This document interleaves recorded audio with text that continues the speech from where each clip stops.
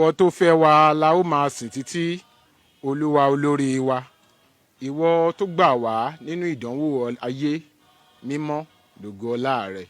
A dúpẹ́ lọ́wọ́ ọba adániwáyé tó tún fún wa ní orí ọ̀fẹ́ gẹ́gẹ́ bí alààyè ọkàn láti wá sórí àkọ́tún ètò ohùn àwọn Kérúbù on FM lónìí. Tìrẹ ni ọlá, tìrẹ ni ògo, tìrẹ ni gbogbo agbára. Ọlá ńlá àti ipá jẹ́ tìrẹ, nítorí pé ìwọ ni Ọlọ́run, kò sí ẹlòmíràn lẹ́yìn rẹ. Lẹ́yìn rẹ, ìwọ náà ló tún kù, ọba adániwáyé tẹ́tú fún wa ní orí ọ̀fẹ́ lónìí láti wá sórí àkọ́tún ètò ohùn àwọn Kérúbù on FM. Tìrẹ ni ọlá, tìrẹ ni ògo, tìrẹ ni gbogbo agbára. Ọlá ńlá àti ipá jẹ́ tìrẹ, nítorí pé ẹ̀yin wà ní ọ̀run, ẹ̀yin ṣe ohun tó wù yín, nínú ohun tó sì ń wù yín ní tirẹ̀ náà lẹ́tú ṣe sí ayé wa lónìí.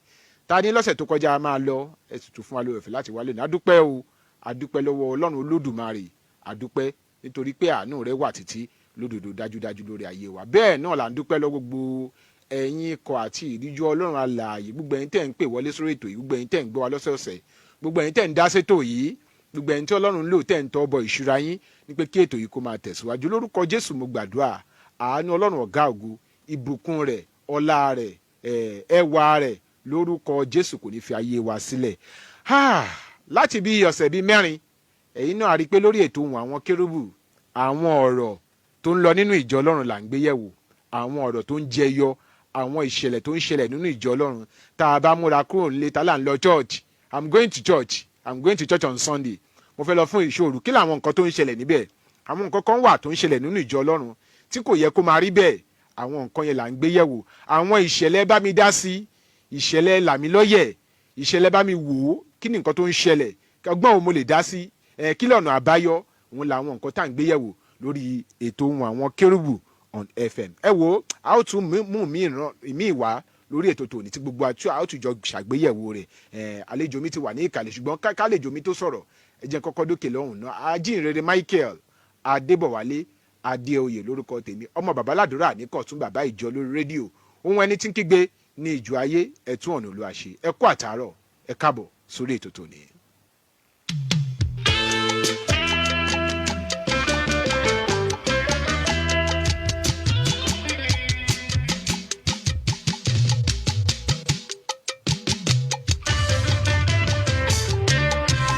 Bàbá nítorí ọ̀rọ̀ rẹ̀, nítorí ọ̀rọ̀ rẹ̀, ayé mi ṣe torí mi ṣe bàbá, aráyé lè mọ̀ pé mo ní ọ. Nítorí rẹ̀ o. Bàbá nítorí ọ̀rọ̀ rẹ̀, Nítorí ọ̀rọ̀ rẹ̀ o. nítorí ọ̀rọ̀ rẹ̀, Ọ̀rọ̀ tó táyé mi ṣe. ayé mi ṣe torí mi ṣe bàbá, Olùgbàlà o. aráyé lè mọ̀ pé mo ní ọ.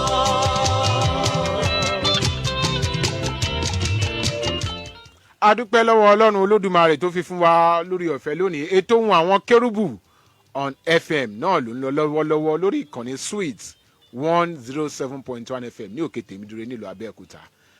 Bàbá wa tí wọ́n jẹ́ àlejò tòní, wọ́n ti wà nínú ilé pẹ̀lú wa. Tí mo bá ń sọ̀rọ̀ àwọn bàbá wa, àwọn ni minister in charge fún ìjọ Sacred Cherubim and Seraphim Church Godwell Parish Afúngbàlájà tó wà ní ìsàlẹ̀ Aké ní ìsàlẹ̀ Abẹ́tú ní Abẹ́òkúta tí a jọ wà yìí. Bàbá wa tí mò ń sọ̀rọ̀ nípa àwọn ní special apostle prophet Elijah Olúwatóbi Olútádé, bàbá òmìnira nítòótọ́. Àwọn ni àlejò bàbá wa. Ẹ káàbọ̀ sórí ètò lẹ́ẹ̀kan sí. Hallelujah. A gbé Ọlọ́run ga fún orí ọ̀fẹ́ àti àánú tá a rí gbà lónìí láti jẹ́ alààyè ọkàn. Ògo ni fọ́lọ́run lókè ọ̀run. Hallelujah. Olúwa ṣeun nítorí pé ó fún wa ní orí ọ̀fẹ́ láti wà lórí ètò yìí lónìí. Gbogbo ọkàn tó wà nílé pátápátá mò ń kí wa ní orúkọ Jésù wípé a káàbọ̀ sórí ètò tòní. Bí Olúwa ti ń bẹ tí ẹ̀mí ẹ̀ wà, oore àjẹǹjẹ tán Olúwa yóò jẹ́ tiwa. Àmín. Ọwọ́ Ọlọ́run tó máa ń pa òfo rẹ́, tó máa ń kọ ògo tuntun sínú ayé ènìyàn, ní orúkọ Jésù yóò kọ ògo tuntun sínú ayé wa. A ó sì rí àánú gbà. Àmín. Ògo ni fún orúkọ Olúwa. Hallelujah. Jésù Kristi Olúwa wa. Àmín. Gbogbo ìdílé ńkọ́ ń bẹ. A dúpẹ́ lọ́wọ́ Ẹlẹ́dàá wa. Ìjọ Ọlọ́run alààyè ńkọ́ ń bẹ. Ògo ni fọ́lọ́run lókè ọ̀run. Bàbá wa jẹ́ kí n mú ìṣẹ̀lẹ̀ gẹ́gẹ́ bí ẹ̀ náà ti mọ̀ pé láti bí àwọn tó ti ń gbọ́ wa wọ́n ti mọ̀ pé ìṣẹ̀lẹ̀ tó ń ṣẹlẹ̀ nínú ìjọ Ọlọ́run, àwọn nǹkan tó ń ṣẹlẹ̀, àwọn ìṣẹ̀lẹ̀ àgbọ́kọ̀hà pé ṣó yẹ kó máa ṣẹlẹ̀ bẹ́ẹ̀ ṣá àwọn ìṣẹ̀lẹ̀ làmílọ́yẹ̀ ìṣẹ̀lẹ̀ ẹ ràn mí lọ́wọ́ ẹ ṣe àwa o. ìṣẹ̀lẹ̀ báwo ni kí n ṣe òun ni àwọn ìṣẹ̀lẹ̀ tá a ti mú wá láti bí ọ̀sẹ̀ mẹ́rin lórí ètò tòní.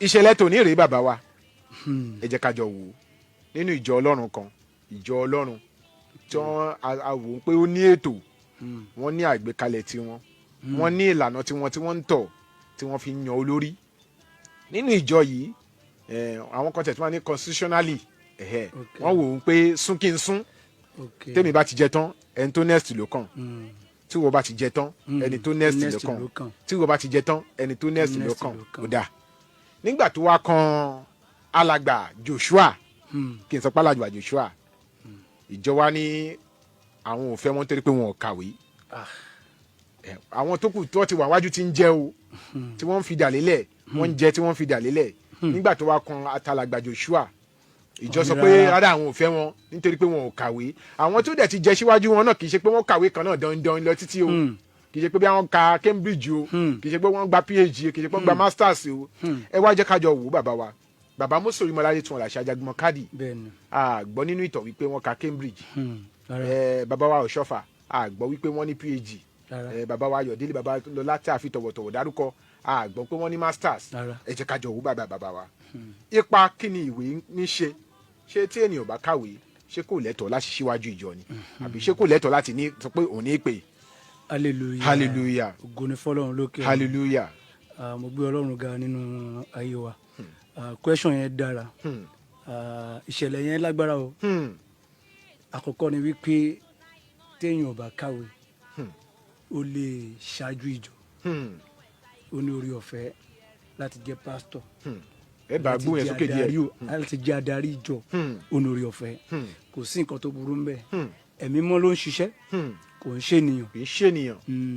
ẹ̀yin náà ti fún wa ní àwọn àpẹẹrẹ bàbá wa Orímọládé bàbá wa Ọ̀ṣọ́fà bàbá wa Ayọ̀délé Babalọ́lá kò sí ìwé dandan tí wọ́n ń kà nígbà yẹn ṣùgbọ́n wọ́n fi ẹ̀mí mọ́ wọ́n fi ṣiṣẹ́ wọ́n fi ẹ̀mí mọ́ darí so ẹ̀mí mọ́ ni olùdarí wa ẹ jẹ́ kí n ka ibì kan fún wa nínú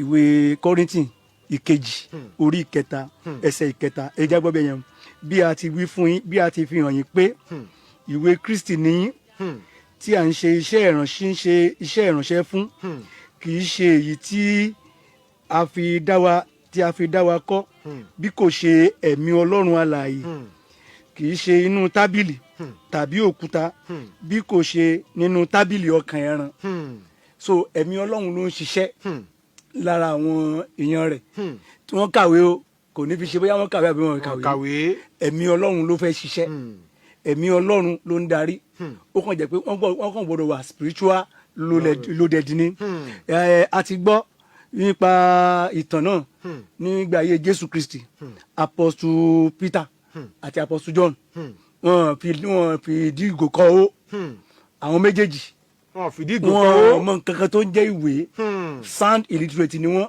apẹja ni Pétérù iṣẹ́ omi ló mọ̀ ní gbogbo ọjọ́ ayé ẹ̀ kó wẹ̀ kó lúwẹ̀ kó lọ pẹja tó ń mọ̀ lọ́jọ́ ayé ẹ̀ nìyẹn ìdí nìyẹn gbà tí Jésù pàdé ẹ̀ tó tọ́ fún Jésù pé ọ̀gbẹ́ni wa mi ò lè dá àwọn mi sínú odò gbogbo òru àlà láti fi ṣiṣẹ́ mo mọ nǹkan tó ń pè lómi jù ẹ lọ mo mọ ibi táwọn ẹja wà mo mọ ibi tí gbogbo nǹkan wà so ó jẹ́ ẹni tó mọ iṣẹ́ tó ń ṣe láti ilẹ̀ nìyẹn kékeré ẹ̀ ìdí omi ló dàgbà sí etí odò náà ni Jésù ti parí ẹ̀ so wọn lè fìdí ìkòkò ó bákan náà ni John brother wọn náà Apostle John náà ìkọ́ ọmọ kankan sound illiterate ni wọ́n ṣùgbọ́n nínú ẹ̀mí mímọ́ ó fi ipa rẹ̀ hàn nínú ayé wọn láti gbé wọn ìrìn àjò ẹ̀mí mímọ́ ó ràn wọ́n lọ́wọ́ so ẹ̀mí yẹn ló jẹyọ nínú ayé wọn so ẹ̀mí yẹn ló ń ṣiṣẹ́ kò ń ṣe ara so téèyàn ò bá kàwé ó ní orí ọ̀fẹ́ láti darí pẹ̀lú ẹ̀mí mímọ́ pẹ̀lú agbára ẹ̀mí mímọ́. so ní religious context ní nowadays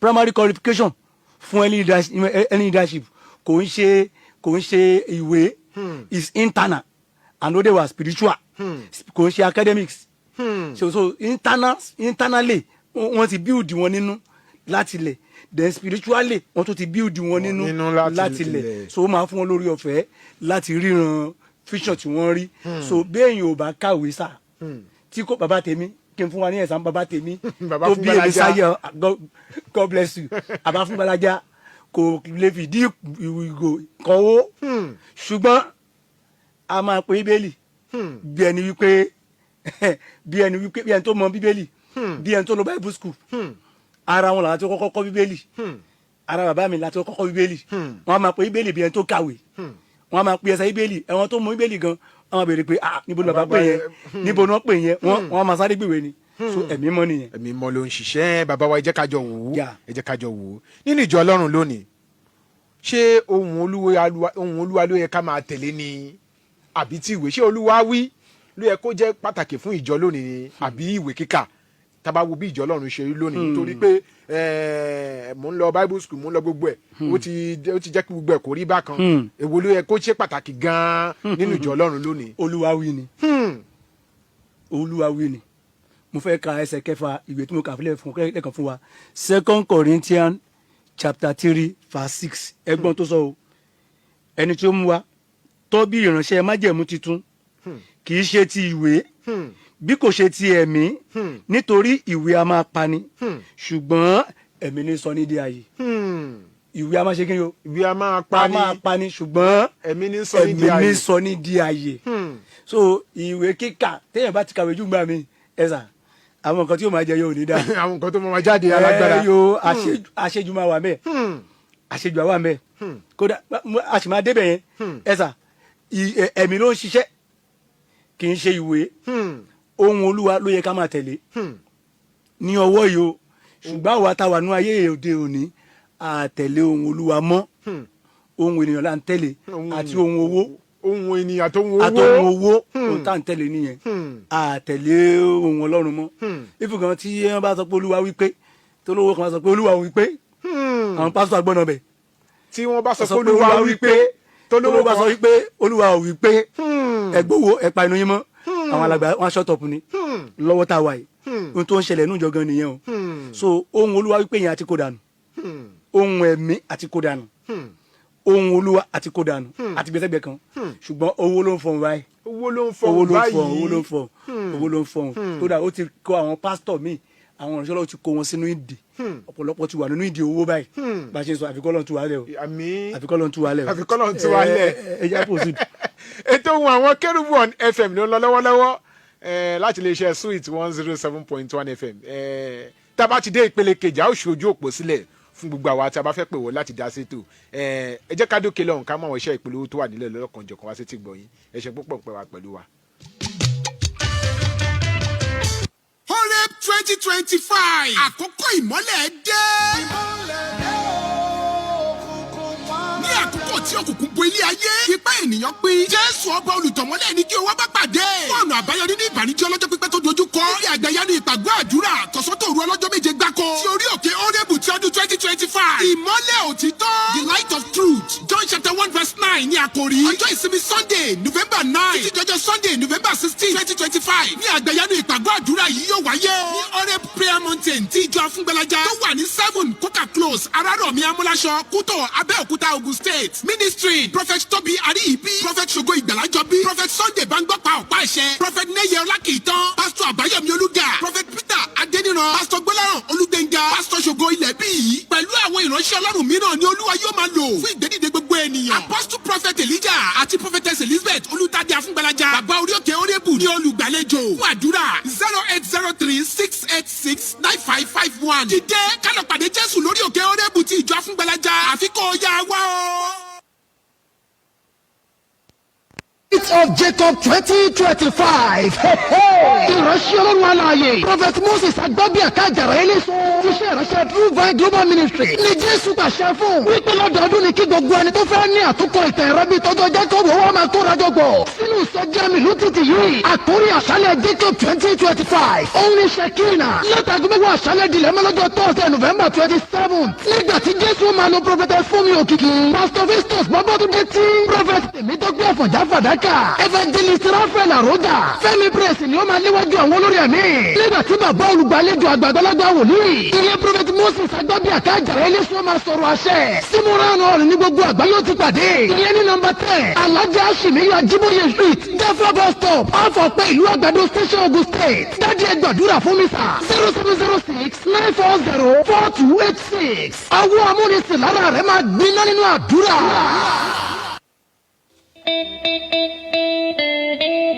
Damuso 2025. The Sacred Cherubim and Seraphim Church of Nigeria, Joseph Oluwole Adeyemi Memorial Special Parish, Dominion Chapel International, Abeokuta, specially invites all to attend Harvest Anniversary and Special Thanksgiving Service. Theme: Complete Dominion. Friday, November 14 is the musical concert with seasoned choir and anointed gospel artists to be hosted by Dominion Ministries. Time: 11 p.m. Saturday, November 15 is Interdenominational Bible Quiz Competition by 2 p.m. Sunday, 16th of November 2025 is the Harvest Anniversary Thanksgiving proper by 12 noon. Venue: Dominion City, Olumore Township off Abeokuta, Lagos Express Road. Senior Elder Apostle Michael Ola Ajayi JP, the preacher. Mr. Benga Lekan Ramoni, Chairman of the day. His Eminence, Most Elder Apostle Prophet Dr. S.A. Alao JP, General Superintendent, Sacred CNS Church of Nigeria. Elder Apostle Prophet Dr. Lubenga Adeyemi, the minister in charge. Come and be part of these blessings. Jesus is Lord.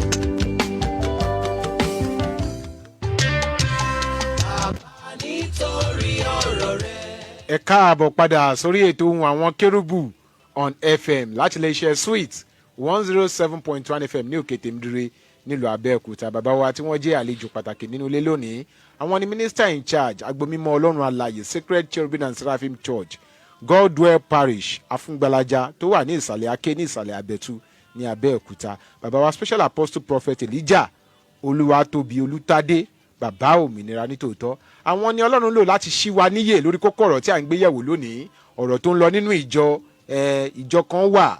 Ìlànà tí wọ́n ń lò nínú ìjọ wọn ni súnkẹrẹ. Tí wọ́n bá ti lọ tán, tó bá ti ṣe ipò tiẹ̀ tán, èmi náà bọ́ síbẹ̀ máa ṣe tèmi. Tí wọ́n bá ti ṣe tiẹ̀ tán, èmi náà bọ́ sí ẹni tó kàn ló máa bọ́ síbẹ̀. Tí wọ́n bá ti ṣe tiẹ̀ tán, tó wà lẹ́gbẹ̀ẹ́ mi náà ló máa bọ́ síbẹ̀. Ṣùgbọ́n gbà tó kan ti alàgbà Joshua, wọ́n sọ wípé nítorí pé alàgbà Joshua ò kàwé, wípé wọn ò lè, ìjọ sọ pé àwọn ò fẹ́ wọn níbẹ̀. Bẹ́ẹ̀ dẹ̀kẹ̀rẹ́ àwọn tó ti kàwé síwájú, àwọn tó ti ṣáájú wọn, kì í ṣe pé wọ́n ka ìwé kan dandan. Òun la wá ń sọ wípé kí ni ká ṣe ní irú ipò yìí. Bàbá wa ikú àtótónu àtẹ̀kàn bàbá wa. A dúpẹ́ lọ́wọ́ Ọlọ́run. Bàbá wa jẹ́ kí n mú ìbéèrè yìí wá. Nínú ìjọ Ọlọ́run lónìí, ibo ni a gbọ́dọ̀ tẹ̀lé ìwé dé? Ibo ni a gbọ́dọ̀ tẹ̀lé Olúwa wí dé? Ẹ jẹ́ ká jọ wò. Ó ní limit. Ó ní limit. Olúwa wí ló yẹ ká tẹ̀lé jù. Mo sọ fún wa lẹ́ẹ̀kan wípé ìwé kíkà a máa pa ni. Kò dẹ́ ṣe pé bóyá ó máa pààyàn ní ikú ti ara ni Bíbélì ń sọ. Ṣùgbọ́n á dá àwọn kankan sínú ayé ènìyàn tí kò ní dáa. Àwọn ó máa ṣe àwọn damages kan fún wa tẹ́ pé ó máa pọ̀ jù. Nítorí pé ẹ̀mí Olúwa ló yẹ kó ṣiṣẹ́. Tá a bá fi ẹ̀mí Olúwa síwájú, tá a bá ń sọ pé ìwé ọ̀pọ̀lọpọ̀ nǹkan la máa bàjẹ́. A máa bastardize ọ̀pọ̀lọpọ̀ àwọn kankan. So but tá a bá fi Olúwa ṣáájú ní àkọ́kọ́, so ó máa jẹ́ kí ọ̀nà wa kó tètè. Ìwé John chapter 6 verse 63 ó ní ẹ̀mí ní sọ ní di ààyè, ara kò ní èrè kan. Ara àwọn nǹkan tára ní ìwé o. Tí ìwé bá ti pọ̀ jù níbì kan, Paul apostoli kẹ́kọ̀ọ́ débì kan, ẹ̀kọ́ yẹn ó ti kọ́ ẹ̀kọ́ yẹn nínú iṣẹ́ àwọn apostoli. Ó ti wọ inú Festus ọlọ́lá jùlọ.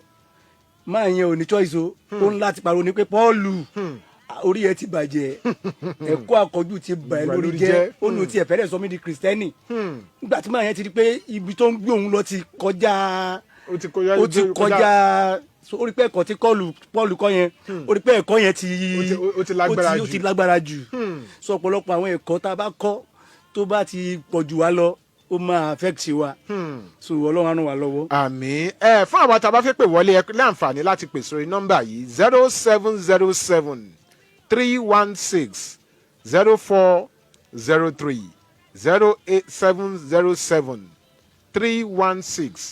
08707-316-0403 tàbí 0812-411-3677 0812-411-3677. Hello, ta ló wà ń bẹ̀?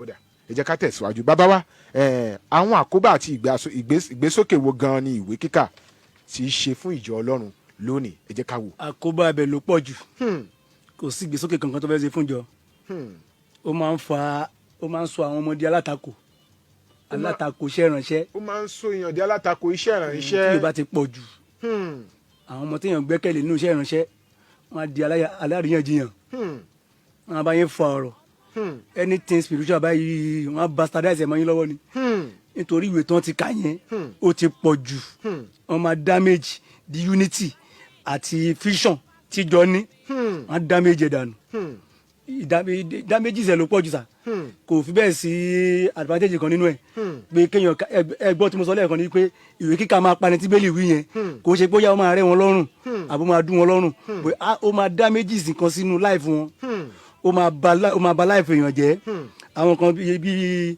anything spiritual pride á di arrogant mọ́ wọn lọ́wọ́ ìgbéraga máa dé ọ̀rọ̀ kínkínní báyìí ẹ̀kọ́ kínkínní báyìí wọ́n á sọ ẹ̀kọ́ yẹn wọ́n á túmọ̀ ẹ̀ sódì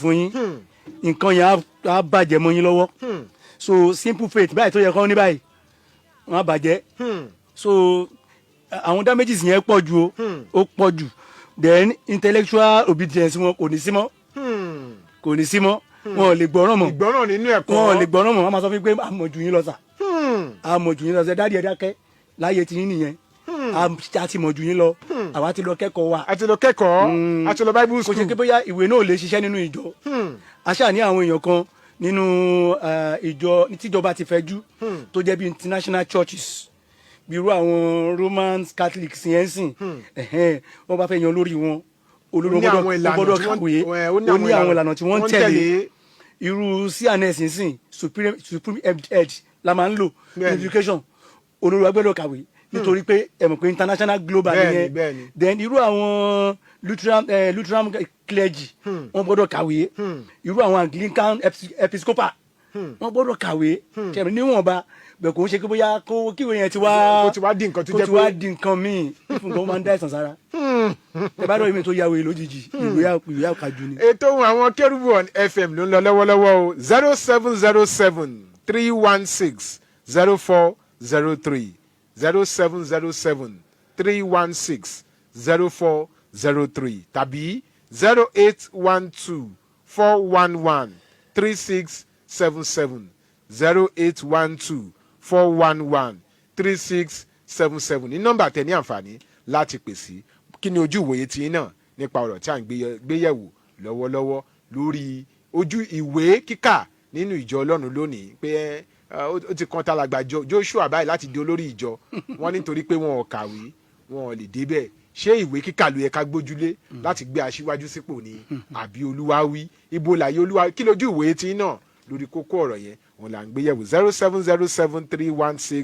0707-316-0403 0812-411-3677 nọ́mbà tẹ́ ní àǹfààní láti pèsè bàbá wa ẹ jẹ́ ká wò báyìí ní ipò tí ìjọ Ọlọ́run wà lónìí ǹṣe ẹ jẹ́ kó yẹ wá ń pa àwọn ibìkan náà wà tí ìwé ti wúlò wọ́n pé mídíà ti wà ní ṣọ́ọ̀ṣì eléyìí wà ń bẹ eléyìí wà ń bẹ eléyìí wà ń bẹ àwọn nǹkan wo la lè ṣe tó fi jẹ́ pé a nílè máa kọjá àlà pẹ̀lú àwọn ẹ̀gbọ́n ìwé tá a ní àwọn nǹkan la lè máa ṣe. church ní ti proper monitoring kí ni wọ́n pè ní apostle to govern on every pastors to govern on the evangelists to govern àwọn ni wọ́n ní dominion lórí gbogbo ìjọ that is the work of apostle even gan prophet ò kì í sínú church prophet tó bá wà ní church pẹ̀lú pastor tí ó jẹ́ pé òun ló ní church yẹn tó jẹ́ pé òun ní prophet of the church tó jẹ́ pé ó kàn jẹ́ pé prophet of the church ni a máa kọlu pastor wọ́n a máa kọlu ra wọn nítorí pé iṣẹ́ ìránṣẹ́ wòlíì orí òkè ló yẹ kí wòlíì wà kò yẹ kí wòlíì wà ní church ṣe understand tí wòlíì àkọ́ máa fi sí church lẹ́ẹ̀kọ̀ọ̀kan ni láti wá mójútó àwọn nǹkan láti bọ́lọ́run sọ̀rọ̀ lórí church ìgbà tó bá bọ́lọ́run sọ̀rọ̀ lórí church a wá sọ fún apostle wa gbé wòlíì dìde pé ya wòlíì máa bọ̀ oya àwa ṣiṣẹ́ wòlíì láti jẹ́ kíjọ ní ìdọ̀síwájú but apostle ló ní oore ọ̀fẹ́ láti govern lórí gbogbo ìṣàkóso gbogbo anything teaching line ni o choir line ni o kíní kan apostle ló gbọ́dọ̀ govern lórí everybody so tó bá ti govern tó bá ti maintain ilé ẹ̀ dáadáa kò ní máa sí àwọn exceding ní kùdìẹ̀kudiẹ educational kí lórúkọ tó yẹn. wà nílẹ̀ yìí à ń padà bọ̀ ẹ jẹ́ ká dókè lọ́hùn ká mú àwọn iṣẹ́ ìpolówó tó tún wà nílẹ̀ wá sí ti gbọ̀n yẹn ṣe púpọ̀ ìpè wà pẹ̀lú wa. ẹ̀yin aráyé gbọ́ ìgbà yẹn. Horeb 2025 àkókò ìmọ́lẹ̀ dé.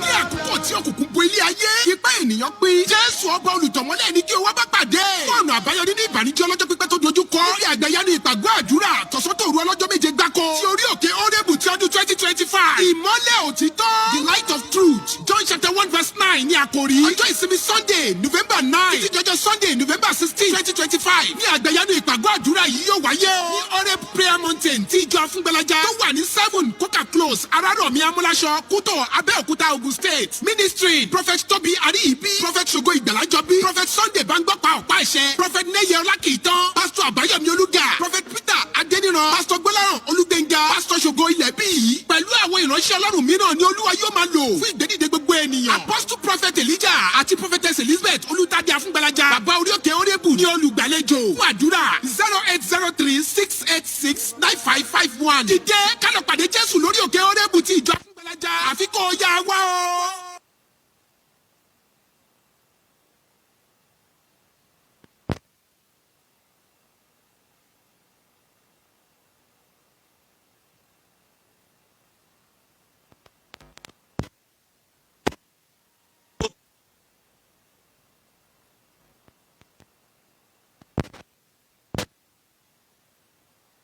kù sí dẹ̀dẹ̀ ẹ jẹ́ ká sìn Jésù káyé tó lọ.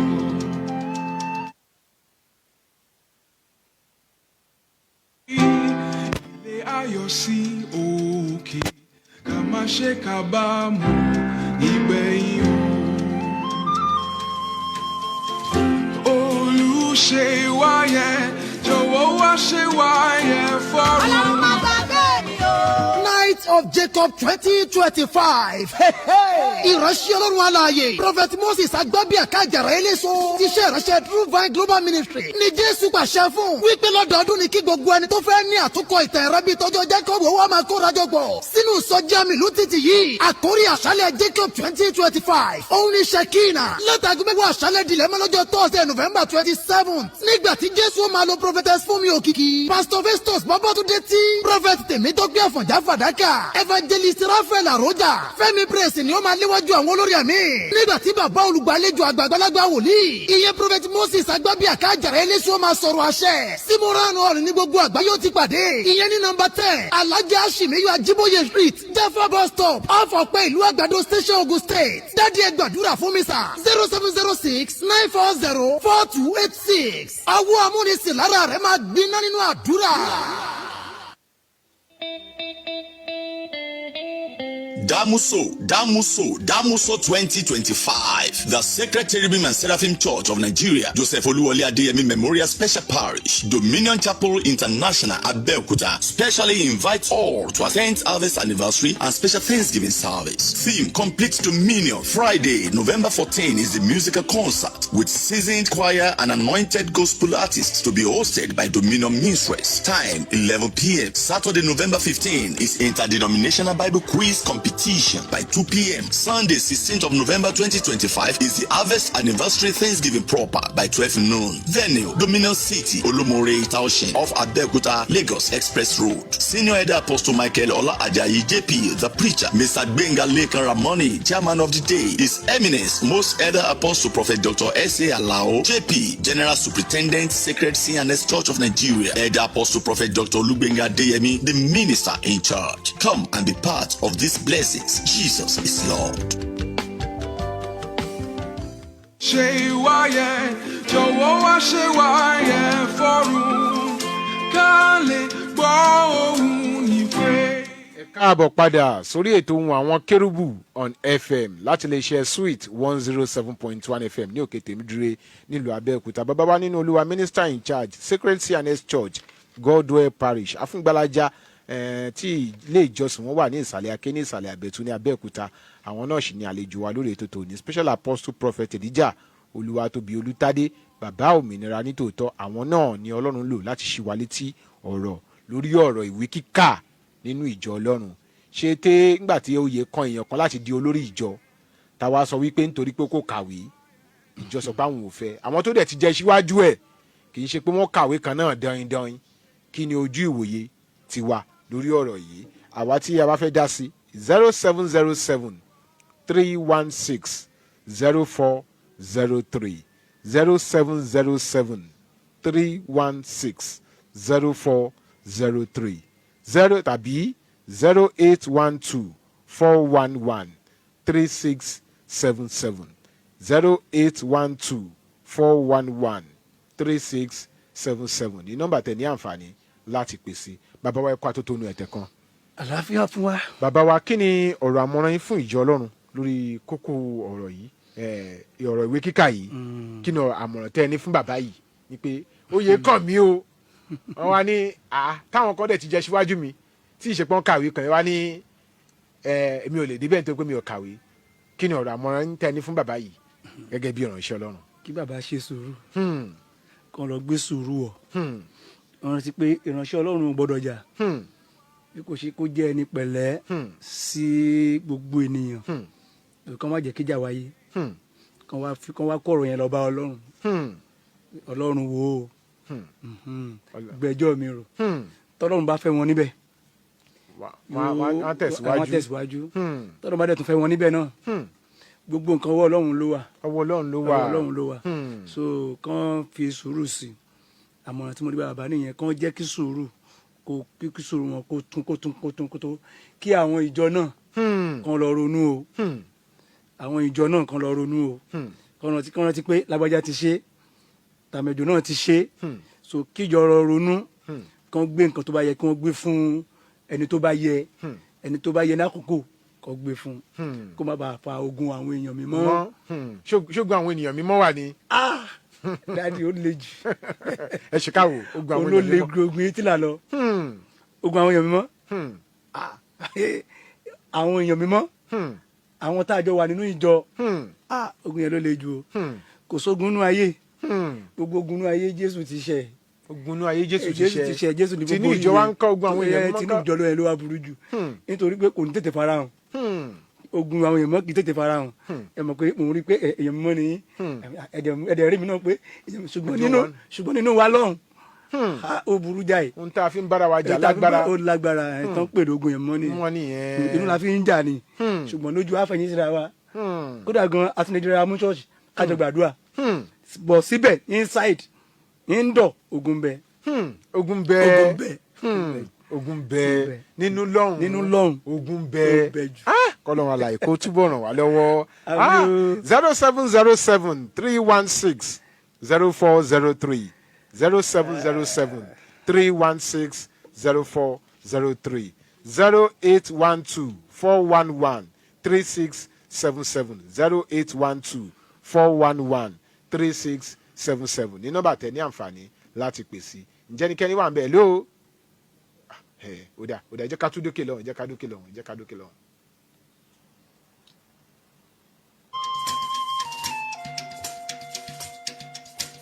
ẹ̀yin aráyé gbọ́, ìgbáyé kù sí dẹ̀dẹ̀, ẹ jẹ́ ká sìn Jésù káyé tó lọ. ẹ bá jẹ́ ká kọ́lé ilé ayọ̀ sí òkè, ká má ṣe kábàámọ̀ nígbẹ̀yìn o. olùṣe wáyé. ohun tí ọpọ́n sókàn ni àkànṣe ìpolongo ọjà tí wọ́n ṣonígbọ̀wọ́ ẹ̀. lórí Sweet 107.1 FM. ẹ máa bá wa ká lọ. jọ̀wọ́ wá ṣe wáyé fọ́run, olùṣe wáyé, jọ̀wọ́ wá ṣe wáyé fọ́run. abala tí a kọjá sí ni abala tí ilé iṣẹ́ ìjọ ọlọ́run alààyè Sacred Cherubim and Seraphim Church Godwell Parish Afúngbàlájà tó wà ní ìsàlẹ̀ Aké ní ìsàlẹ̀ Àbẹ̀tú tí wọ́n ṣe onígbọ̀wọ́ fún ti orí òkè Orébù ti ọdún 2025. bàbá wa ẹ káàbọ̀ sórí ètò lẹ́ẹ̀kan sí. God bless you sir. bàbá wa orí òkè yìí kí lè bá wa sórí ètò tòní. agbé ọlọ́run ga o ṣeun torí tí àánú ẹ̀ dúró láéláé.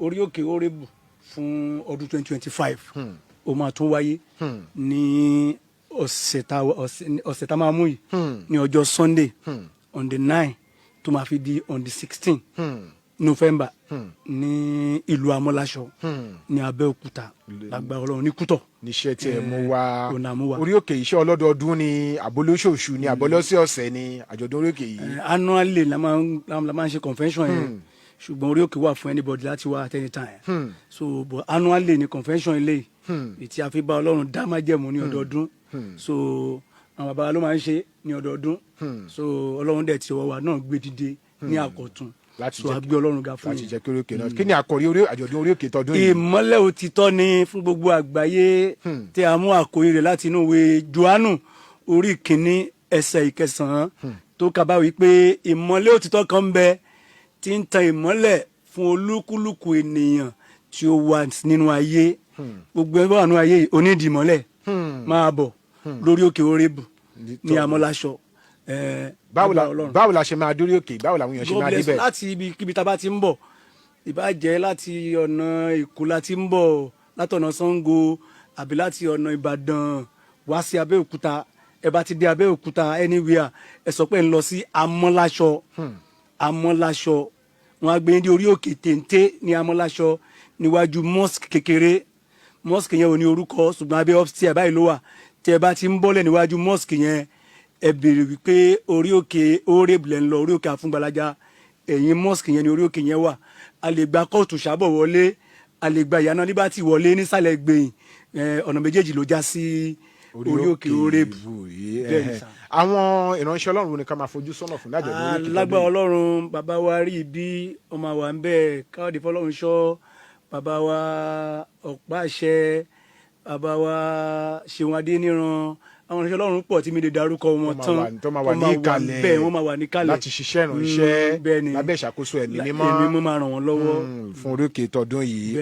tí n bá ń bọ̀ tóun àwọn kérúbù bá ń bọ̀ ní orí òkè tọdún yìí kí ni nǹkan tí mo gbọ́dọ̀ mú dání. àwọn kérúbù kó mú ìgbàgbọ́ dání ìgbàgbọ́ ẹ̀ ni kó mú dání ìgbàgbọ́ ni kó mú dání kó dẹ̀ kó àdúrà dání àdúrà tó gbóná tó ń ṣiṣẹ́ ìgbàlà tó ń ṣiṣẹ́ ìyanu àjọ gbà pọ̀ Ọlọ́run ó dẹ̀ gbọ́ ẹnikẹ́ni tó wà nínú ìṣòro kan tàbí ìkejì kó gbé wá sọ́dọ̀ Jésù ọ̀dọ̀ èèyàn kan ló ń bọ̀ o ọ̀dọ̀ èèyàn kan là ń bọ̀ Jésù ló ń bọ̀ kò ń ṣe pé mo ti máa wà lórí òkè lágbo mẹ́sàn-án. Jésù sọ fún àwọn afọ́jú yẹn wípé ṣé ìgbàgbọ́ kẹ́ mo lè ṣe é wọ́n dẹ̀ ni o lè ṣe Olúwa so ẹni tó sọ pé òun lè ṣe ló lè ṣe yẹn téèyàn bá sọ fún yín pé òun lè ṣe irọ́ ni o wọ́n fẹ́ gba yín ni àbí ká fẹ́ gbowó lọ́wọ́ yín ẹni tó lè ṣe ni Jésù so gbogbo ìṣòro téèyàn bá ní láyé òun kojú ogun ìdílé ni kò sí ọmọ ni kò sí ọkọ ni ogun ayé ni ìṣòro ni àìsàn ni nǹkan kan wà ní àgọ́ ara wa ni wọ́n ta fà sí ọ ni máa bọ̀ ẹlòmíì wọ́n ti ta fà ọtí mímu àwọn kan máa mutí káàkiri ni ẹlòmíì wọ́n ta ọfà gbèrè sí ẹlòmíì wọ́n ta oríṣiríṣi ọfà ní àwọn ẹ̀mí òkùnkùn ń ta káàkiri ọfà gbèsè ó wà ní àwọn ipò yẹn dìde máa bọ̀ ní lálẹ́ Sunday ní programme yẹn máa bẹ̀rẹ̀ ní ìlú Amọ́láṣọ ó máa lágbára gan o àwọn máa lágbára sà ẹ̀mí ọ̀run dẹ̀ máa ṣiṣẹ́ ní last year a recall àwọn testimony ńlá tó ní agbára ní last year ẹ̀sà ọmọ àfà ó jí dìde ní àdúgbò yẹn ọmọ àfà tó ti kú ó jí dìde ìyanu dẹ̀ ṣẹlẹ̀ so Ọlọ́run fúnra rẹ̀ àfa òdẹ̀ sí láàrin wa ọ̀nà jíjìn ló wà so a gbé Ọlọ́run ga o pé Olúwa ṣe ìyanu Ọlọ́run gbàkóso. bẹ́ẹ̀ni táwọn èèyàn bá máa wá bí mi ò mọ̀nà mò ń bọ̀ lọ́nà mi ò mọ̀nà nọ́mbà wo ni àwọn èèyàn lè pè sí. wọ́n lè pè sórí nọ́mbà wa yìí 080 36 86 95 51. mi ṣẹ̀ṣẹ̀ wọn bá rò ní ẹ̀tù bá ń pè lẹ́ẹ̀kan sí ẹ bá ń pè lẹ́ẹ̀kan sí. 080 36 86 95 51. ẹ ti lo tọ́lọ́run bàbá Ọlọ́run ọmọ ẹ̀fọ́ Ọlọ́run ẹ̀mí mi ọkùnrin bá ń pè lẹ́ẹ̀kan sí. 080 36 86 95 51. àjọ̀dún orí òkè Orébù ọlọ́jọ́ méje ni o. bẹ́ẹ̀ni lágbára Ọlọ́run ọlọ́jọ́ méje gbáko ni ọlọ́jọ́ méje láti ọjọ́ òsèjọ́ wo. láti ọjọ́ Sunday Sunday on the 9 sí Sunday on the 16. ni àjọ̀dún orí òkè máa wáyé prophetic impassion ni fún odidi ọjọ́ méjèèje yẹn. fún odidi ọjọ́ Ó máa méje lágbára gbáko sá. tó máa lágbára Jésù máa rìn. ọlọ́run alààyè yóò túbọ̀ wà pẹ̀lú wa Àmín. ẹ jẹ́ kí n mú ìbéèrè yìí wá bàbá wa All right, sir. nínú àkọsílẹ̀ ẹ̀kọ́ bíbélì àti ọ̀rọ̀ ṣé Jésù sọ pé ká máa lọ sórí òkè lọ gbàdúrà àbí ṣé ó dára fún wa láti máa lọ sórí òkè lọ gbàdúrà. Jésù gan lórí òkè lọ gbàdúrà tó bá ti kó lé etí òkun ní tó ti kọ́ni létí òkun bí sọ pé a máa wọ̀ sórí òkè Ólífì